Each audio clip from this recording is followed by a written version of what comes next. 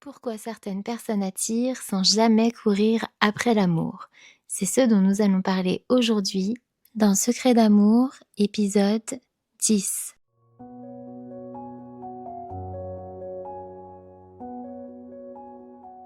Il y a des personnes qui n'ont jamais besoin d'insister, jamais besoin de relancer, jamais besoin de courir après l'amour.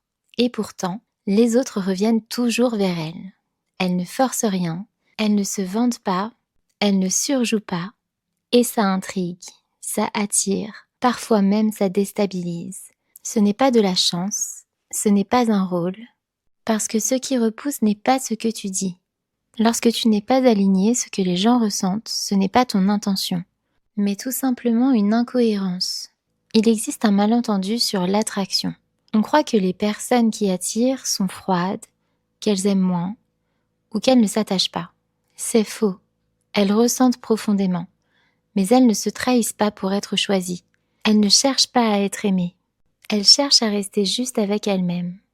La séduction commence quand tu cesses de te renier pour plaire. Et c'est précisément là que tout se joue. L'attraction ne se crée pas dans les mots, elle se crée dans la cohérence intérieure.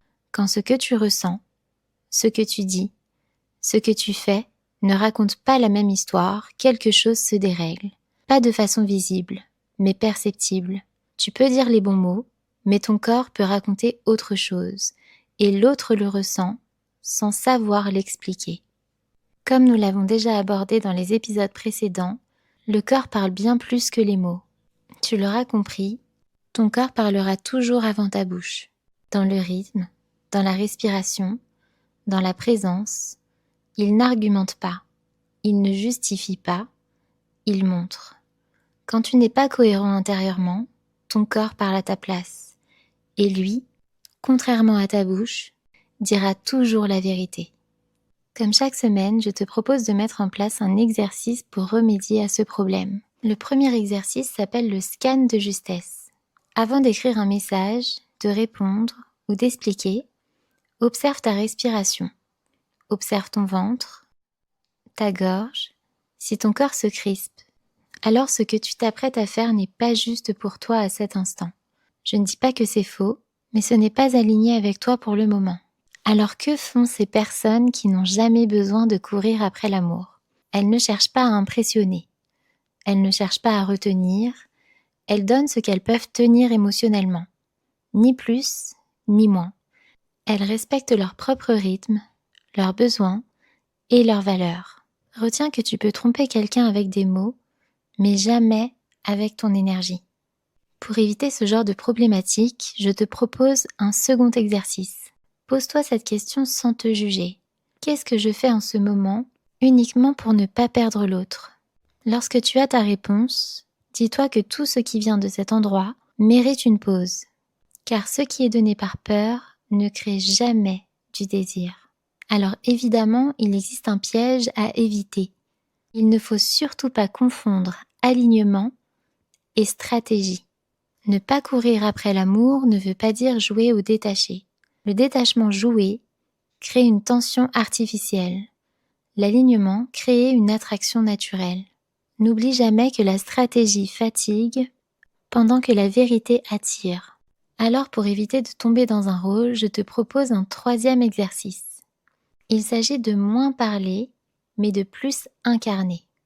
Pendant quelques jours, explique moins, justifie moins, observe ce que tes actes disent à ta place.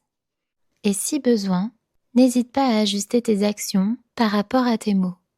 Parce que la cohérence se ressent toujours, mais elle ne se justifie jamais. Et enfin, le quatrième et dernier exercice consiste à nommer sans projeter. Quand une émotion monte, dis-toi intérieurement « Oui, cette situation active quelque chose en moi » et « Non, l'autre n'a pas à le réparer ». Une blessure reconnue cesse de diriger la relation. À aucun moment l'autre doit être responsable de tes blessures et ce n'est absolument pas à lui de les porter. Idem pour tes peurs, tu peux communiquer, mais tu ne dois jamais les projeter sur ton ou ta partenaire. Alors tu l'auras compris, travailler sur soi ne veut pas dire devenir parfait. Cela veut dire accepter ses forces et ses zones sensibles sans les rejeter sur l'autre. Ce que tu acceptes en toi cesse de demander à être validé par l'extérieur. Si tu comprends tout cela, mais que dans la vraie vie tu continues à te trahir quand l'émotion monte, ce n'est pas un manque de volonté. C'est simplement que ce travail ne se fait pas seul. Le coaching privé que je propose t'aide à retrouver une cohérence intérieure qui se ressent immédiatement dans tes relations. Si tu veux me rejoindre et avoir un rendez-vous avec moi, le lien est en description. Et souviens-toi, l'alignement est l'une des forces de séduction les plus silencieuses, mais elle est aussi l'une des plus puissantes. En conclusion, il y a une chose importante que j'aimerais que tu gardes avec toi après cet épisode.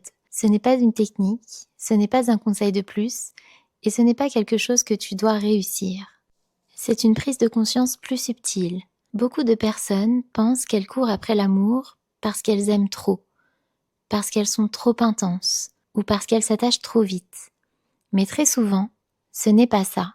Elles courent parce qu'elles ont appris à un moment de leur vie que pour être aimées, elles devaient s'adapter, se retenir ou se surajuster.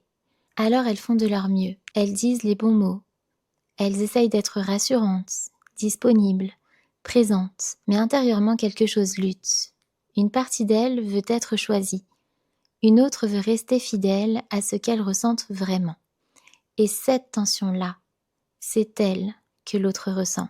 Pas comme un défaut, pas comme une faute, mais comme un inconfort diffus. C'est pour ça que l'amour ne se stabilise pas. Pas parce que tu n'es pas assez, mais parce que tu n'es pas encore entièrement là. Être aligné, ce n'est pas être parfait. Ce n'est pas ne plus avoir peur. Ce n'est pas ne plus douter. C'est arrêter de te contredire intérieurement. C'est oser rester dans ton rythme, même quand l'autre ralentit. Cela ne signifie pas ne jamais faire d'efforts. C'est montrer qui tu es à ton ou ta partenaire pour lui laisser la possibilité et surtout la chance incroyable de te choisir pleinement pour qui tu es, sans masque, sans jeu et enfin sans faux semblant. Et c'est justement ce qui n'est pas évident, parce que dès qu'une relation compte vraiment, les anciens réflexes reviennent. La peur de perdre, la peur de manquer, la peur de ne pas être choisi.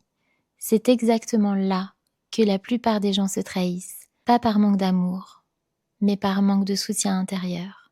Et c'est pour ça que je veux être très claire avec toi. Ce travail d'alignement, ce travail de cohérence entre ton corps, ton cœur et tes actes ne se fait pas dans la théorie. Il se fait dans la relation, dans le moment précis où tu as envie de faire quelque chose, mais que ton corps dit autre chose.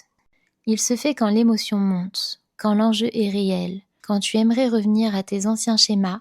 C'est précisément ici que tu dois fournir cet effort pour enfin construire cette relation dont tu rêves. Et si ça devient trop difficile quand tu es prêt, alors l'accompagnement prend tout son sens. Pas pour te dire quoi faire, pas pour te contrôler, mais pour t'aider à rester avec toi-même, là où tu as toujours appris à t'abandonner. Si cet épisode a résonné, si tu t'es reconnu dans cette tension entre ce que tu ressens et ce que tu montres, alors sache une chose, tu n'as rien à corriger, tu as juste quelque chose à réunifier. Et quand cette réunification se fait, l'amour change de forme. Tu ne cours plus, tu n'attends plus, tu n'anticipes plus, tu es là. Et c'est souvent, à ce moment précis, que l'autre commence enfin à rester. Alors n'oublie pas, l'amour ne se force jamais. Il apparaît là où tu arrêtes de te quitter toi-même. C'était Secret d'amour. Je vous embrasse et à la semaine prochaine.